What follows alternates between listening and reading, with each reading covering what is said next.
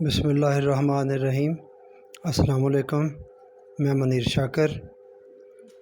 ایک سوال ہے، دیانتدارانہ زندگی بسر کرنے والوں پر پریشانیاں کیوں آتی ہیں؟ تو اس پر ذرا بات کرنی ہے۔ تو آگے بڑھنے سے پہلے آپ چینل کو سبسکرائب کر لیں، اگر نہیں کیا لائک کر لیں اور بیل کا بٹن دبا لیں۔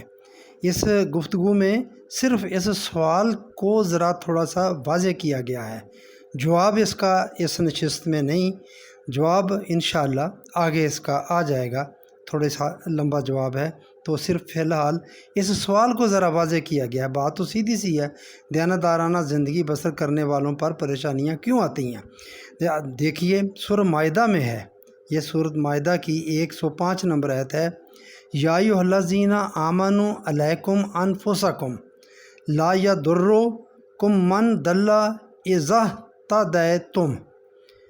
اے افراد جماعت مومنین، ایمان والو، تم اپنی ذات اب انفسکم کی نگہداشت کرو، یہ تم خود ہی کر سکتے ہو، دوسرا کوئی ایسا نہیں کر سکتا۔ یاد رکھو، اگر تم اپنی ذات کی نگہداشت سے صحیح راستے پر چلتے رہے تو غلط روش پر چلنے والے تمہیں کوئی نقصان نہیں پہنچا سکیں گے۔ یہ آیت عظیم حقائق کی پیامبر ہے۔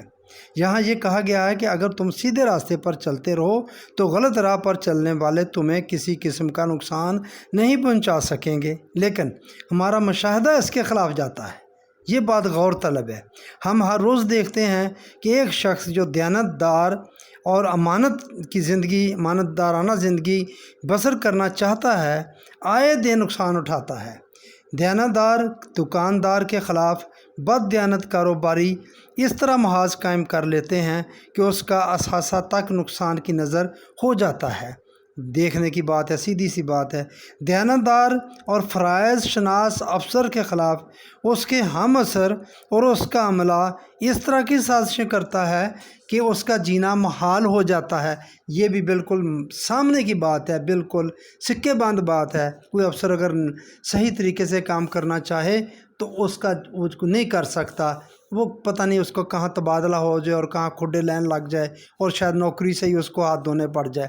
اس قسم کی مثالیں معاشرے کے ہر گوشے میں مل سکتی ہیں۔ پھر قرآن نے یہ کیسے کہہ دیا کہ جو شخص صحیح روش اختیار کرتا ہے، غلط روش پر چلنے والے اسے کوئی نقصان نہیں پہنچا سکتے؟ کتنا اہم یہ سوال ہے۔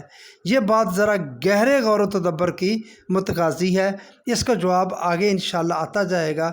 سر دست یہی سوال کو ذرا واضح کرنا تھا کہ دیکھیے یہ قرآن کیا کہہ رہا ہے اور ہمارا مشاہدہ کیا کہہ رہا ہے۔ تو یہ تھوڑا سا ایک طرح سے ان کے تضاد سا نظر آتا ہے، تو اس کی وضاحت بہت ضروری ہے، تو انشاءاللہ آگے اس کی وضاحت آ جائے گی۔